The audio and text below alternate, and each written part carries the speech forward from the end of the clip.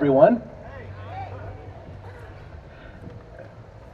One of the most common questions I've been getting all day long is, you ever seen one? Yeah, I've seen one here, North Carolina. I love North Carolina, so thank you very, very much for bringing me back here. It's been too many years since I've been. And a lot of stuff has been going on in my life, and I want to share some of those things with you, and then perhaps if we have any time, we can take a few questions or something. And I already know the questions you're going to ask. Does Renee really not believe? You find them yet? All those sort of stuff. And I'll even be happy to field those questions if we need to. But I wanted to talk to you about some of the stuff I've been up to, because I've been up to a lot of stuff. Oh, here's another common question. When's the show coming back on? Yeah. It's not. Nothing I love more than making an entire crowd sad. No, the show has been canceled, and here's why. I'm going to say it one time, and then all those other people who aren't here right now can come up and ask me at my booth later. The show has always been successful. We've always gotten very, very good ratings. We range between 800,000 and 1.2 million a week. It's really, really good, especially nowadays. But between 2011 and 2018, when the show went off the air, the ratings for cable television in general, everything from history to Fox News to you name it, whatever, dropped half. So while we remained constant and popular and expensive, they lost a lot of money because everything went down to half. They figured we could throw a lot less money at a smaller show and still make the same profit. Let's do that. And so they did, which is fine. I know you may be sad about it, but you try being on the road with Moneymaker Renee and Bobo for 7 or 8 months a year. It's enough to drive anybody nuts. But they are my road family, and I love them all. So don't take that as a slam. But one of the most exciting things I've got going, since I actually am home now, and home is Oregon. I live in a little town called Sandy, Oregon, outside of Portland, where I live off in the woods on the slopes of Mount Hood. I am married. I met my wife on the show. She was part of the production team. And we slowly fell in love, and I stole her from Pittsburgh, Pennsylvania. She lives out there in the woods with me. Thank you. And by the way, I also found my other great love, my dog, on the show. Her name is Sochi, and we found her on the Humboldt episode, Bobo's Backyard, I think it was called, when we interviewed his father, if you remember that one. We found my dog tied to a tree by a leash 8 inches long, left to die out in the woods. And so we rescued her, and in a big way she rescued me as well. So my two greatest loves, my wife and my dog, I got on the show. There's no regrets. But because I have my two greatest loves, I don't want to be on the road 7, 8 months a year. You can't blame me that, right? By the way, here's my schedule for Finding Bigfoot. This is what being on Finding Bigfoot is like. It is not glamorous, by the way, in case you have any misconceptions about that. We work 6 days a week, between 8 to 18 hours a day, sometimes more. I've worked 22, 23-hour days before. Very rarely less. I have worked 4 to 6 hours, but that's kind of rare. That one day off a week happens to be Sunday, because Bobo refuses to work on holy days, which for him means football. You understand. So that Sunday is usually spent doing laundry and trying to find a beer, which isn't exactly easy, it turns out. I'm from Oregon, that's beer country, right? But you know, I didn't know this, but there are dry counties in the South. I had no idea, you know? It's a rude awakening for someone like myself. But anyway, that was my schedule, so you can't blame me for not really carrying the shows over. And besides, I'm going on to do bigger and better things. Taking an inspiration from Expedition Bigfoot, Dave and Melinda Becerra, I've now opened my own Bigfoot museum on the slopes of Mount Hood in a town called Boring, Oregon. We're by far the most exciting thing in Boring, and that's not a slight on all the other businesses there in Boring. It's just that my museum is pretty awesome, and it's getting better and better all the time. We've been open for 5.5 weeks now. So if you ever do come to the West Coast, by all means, come by and say hi, and say that you saw me out of Marion, North Carolina, and I'll greet you with a big warm smile, because that's what I do. So anyway, I've got some big things planned. The museum is taking off. I'm still running expeditions twice a year. Well, this past summer I did it twice. The summer before I did it 5 times. Got footage, by the way. We got footprints, daylight sighting, footage, and lots of sounds recorded. The footage isn't very good. It's not going to convince anybody. But we do think it's a Bigfoot based on the context. And of course, I haven't stopped Bigfooting. But you have to remember, I didn't start Bigfooting because of the show. I was already Bigfooting. That's what I do. I'm 48 years old. I'm almost 49 in November. I've been doing this for 25 years. I'm not going to stop, right? And great things are coming out, by the way, right now, which is something I might want to mention to you, since some of you, I imagine, fancy yourself to be Bigfooters, Bigfoot researchers in various ways. So I would like to encourage you to do something for me. Yeah, please continue to collect sighting reports.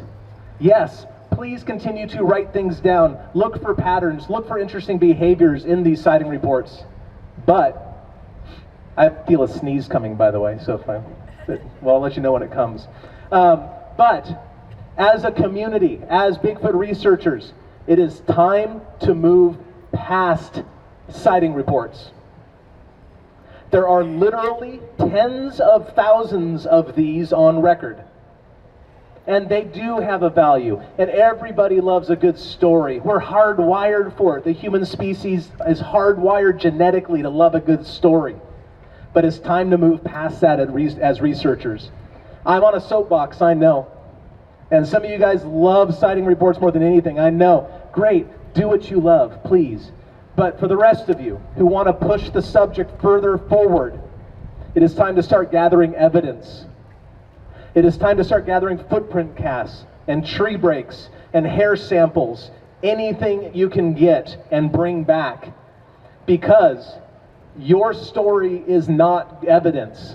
It's certainly not good evidence, and that's not a slight against you. Remember, I've seen a Bigfoot too. My sighting isn't good evidence either.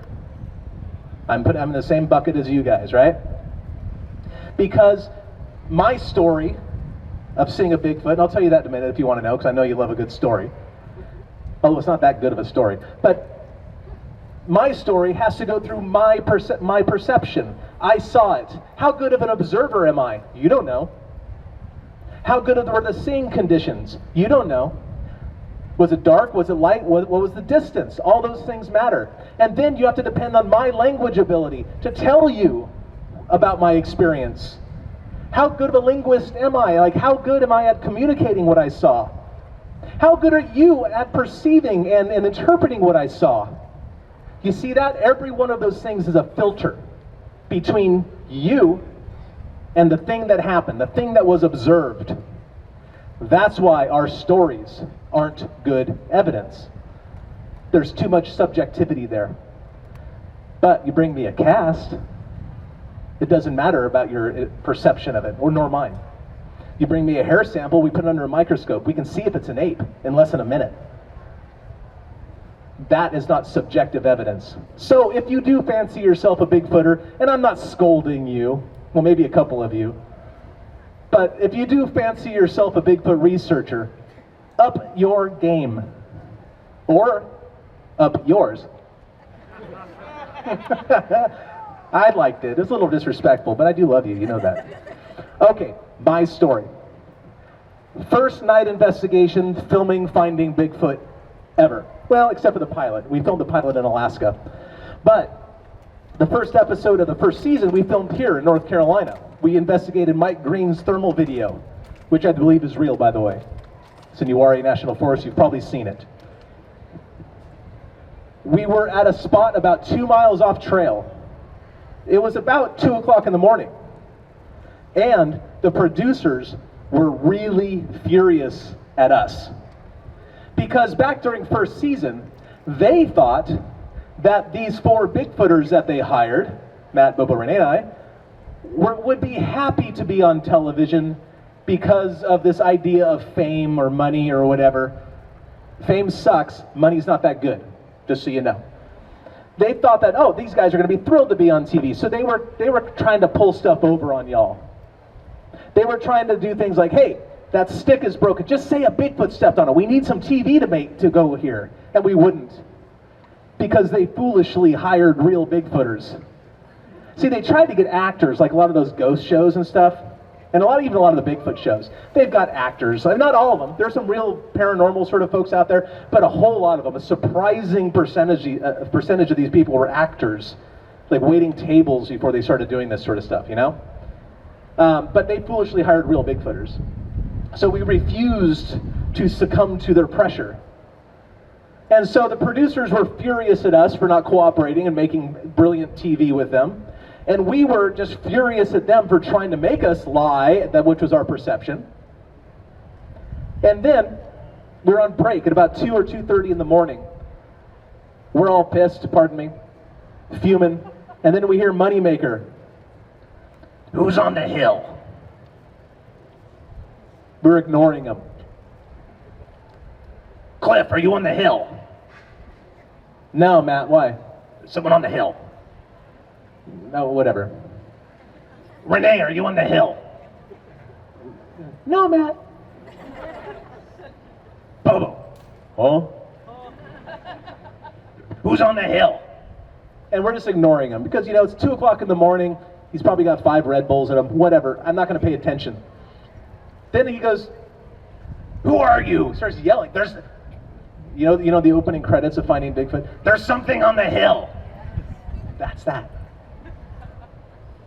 Well, at some point or another, Matt decides that it's a drunk guy spying on us.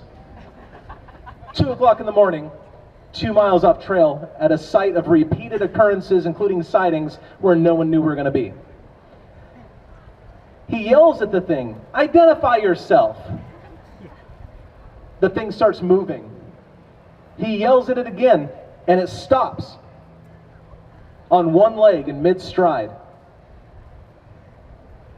He goes, it understood me.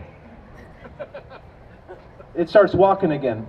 At that point, I turn my head and I look up on the hill. It's maybe here to the buildings across the street. What, 70 yards or something? I don't know how far that is. I see through my thermal imager a human or a Bigfoot, I don't know which one, walking from my left to my right in a very peculiar way.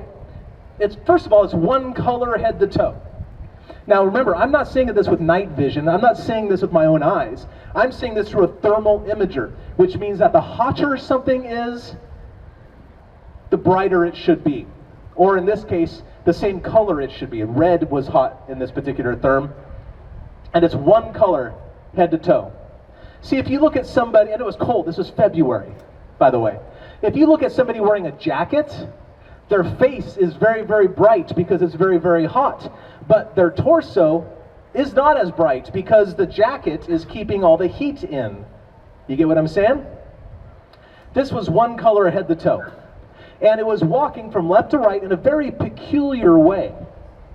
From the waist up, it looked like it was almost swimming through have you ever gone in the shallow end of a pool? Like, the water's like to here, and you start scooping, like swimming like that kind of? It was doing that. It was like this scoopy sort of motion with its hands.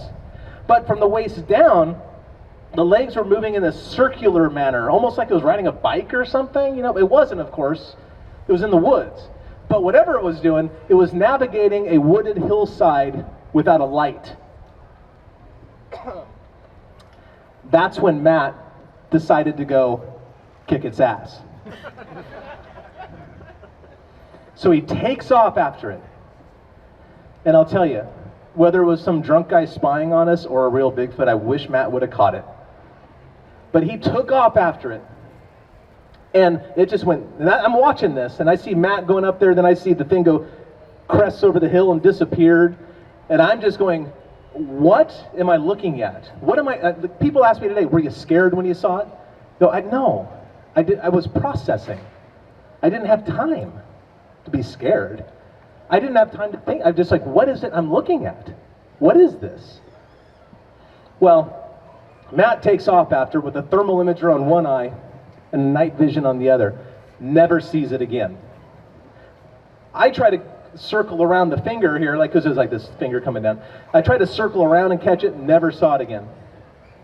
And of course, on the episode, what you saw, remember there was a circle that circled around the thing going up over the hill? That is Matt.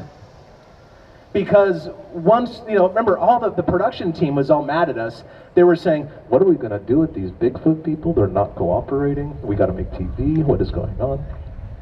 But when they saw Matt take off after this thing to go do whatever he thought he was going to do to it, they went, oh my gosh, TV's finally happening. They picked up their cameras and started chasing Matt to film him. And that's what you see on the episode. The production company edited it, so you might think we filmed a Bigfoot. We had problems with the production company first season. And we also refused to work after that until the network people from New York flew out to calm down the Bigfooters. I often wonder, what were they thinking? We got to fly out to Oregon, because that's where we're filming at the time. We got to go calm down these Bigfooters. These New York people are unbelievable. But anyway, that is, and then Matt came back, and you saw the rest. The rest actually is on camera. Bobo and Renee are scolding him. Matt's defending himself and whatever. But that's the only Bigfoot I've ever seen. 25 years of doing this, and that's the one and only sighting I've had. Not even that good of a sighting, really. Weirder, crazier things have happened in my life than that. Even on the show, crash landing in a hot air balloon, almost being crushed between two semis being driven around by a PA. Any time Moneymaker is driving is interesting. Yeah, a lot of stuff happened on the show. Sightings happened, by the way, too, on the show. Bobo saw one in Ohio, off camera. One of our camera guys, Tyler, saw one in Ohio, a different place in Ohio. No, Alabama. He saw one there. Guy named Mantooth saw one in Kentucky. Woo! I love Kentucky, by the way. I was just there last weekend. Cryptid Con, a wonderful event. But anyway, sorry, I'm a little hoarse. I guess that makes me a pony. Anything else you want me to talk about? Okay, fine. So that's kind of my gist. That's what I've been up to lately. I do a lot of these gigs. I think this is my 16th one this season. Next week I'm in Pocatello, Idaho. The week after that, I'm in Bend, Oregon. The week after that, I'm in Washington. The week after that, I'm in Oregon. The week after that, I'm in Texas. I've got a lot going on, man, a lot. And I do these all the time, but one of my favorite things to do whenever I do this is I take a few questions from the audience, because I like to talk, I guess. What do you guys want to know? Ask me anything, I dare you. Yes? I want to know if your wife was a believer before the show, and is she a believer now? She wants to know if my wife was a believer before the show, and if she's a believer now. Melissa is her name. Melissa came on the show as a PA, a production assistant. She's done crafty, which is like food services. She does special effects makeup stuff. She assistant directs. She does all sorts of stuff, because when you're in that line of work, and if you're not cast, then you do everything. Production. And like my good friend Sean says, as long as you're humble, you'll always have a job. When she came on the show, she was interested in ghosts and UFOs and stuff, and like Bigfoot, yeah, sure. Didn't really think much about it. But when she was on the show, and I did my best to make sure she was on the show for more than one season, as we were slowly falling in love. She had experiences on the show. In Maine, she got growled at by something very, very loud and very, very large. Never saw it. Scared the willies out of her. Nobody likes to see anybody without their willies. In Oregon, she was out with Moneymaker, and they heard a yell. And now we live in the woods on the slopes of Mount Hood, outside of Portland, about 45 minutes or an hour outside of Portland, which is a lovely town. It's not all Antifa and Proud Boys, by the way. Don't believe the media. I think you guys know that better than pretty much anybody. Don't believe the media. It's a lovely town with lovely people. But we live in the woods outside of Portland, and it turns out, I've only lived in this part of the country, excuse me. Well, I lived inside Portland for about 10 years. In the last 2 years, I've lived in the woods. I finally got out, basically. And obviously, a guy like myself would choose their rural property based on sighting reports. What else would you do? Not how nice of a house it is, how much land can you get, and how many sighting reports are nearby. So there's Bigfoots in my neighborhood. She's heard them on our property now.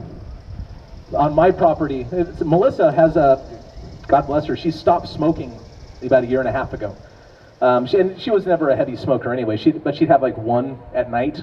I guess that's something that smokers do. I'm not a smoker myself. But she'd go out on the porch. And while out on the porch, in the woods here, she would hear knocks. She would hear calls. Every once in a while, not like every night, not even once a month. Like 3 or 4 times since we lived there.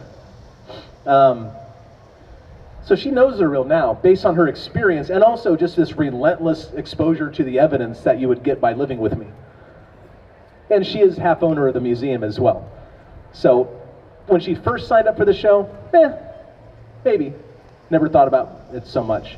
But now, yeah, she knows they're real, based on the evidence, most importantly, and then based on her experiences.